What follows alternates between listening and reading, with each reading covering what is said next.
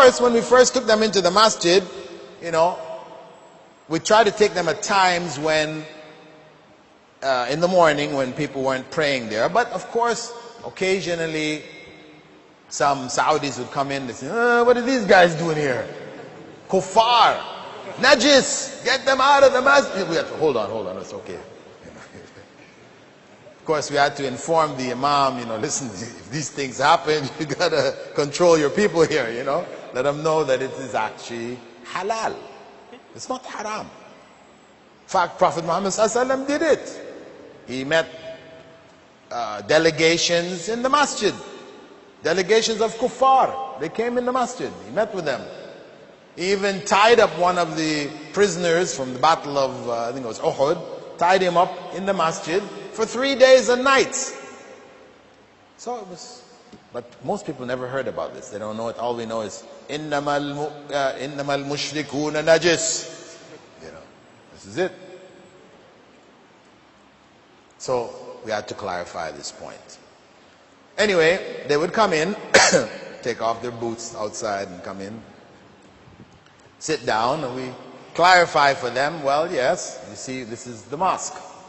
We don't have an altar on which we slaughter Christians, in spite of what you've been told, right? We don't do human sacrifices in here, no. It's just a place of prayer. Right? Very simple. They were impressed. Because the masjids, Saudi Arabia in general, they're very plain.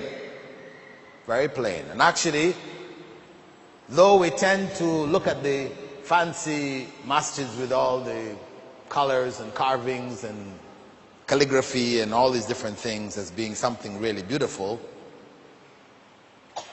the Prophet ﷺ had said that one of the signs of the last days would be the beautification of the masjids. Because that's not the purpose of the masjid. The masjid is for prayer, for remembering Allah. And Prophet ﷺ, when he used to wear garments which had lines or whatever on it, and it caught his attention, after the prayer, he gave away the garment. He didn't want things that would distract him from prayer. So even the rugs, right, with all these designs and things on it, this is actually counterproductive. And I'm sure you know what I'm talking about. You stand there praying, you look and you see these lines, and then they start to move, and you think you see things crawling there, and really, the rug should be plain.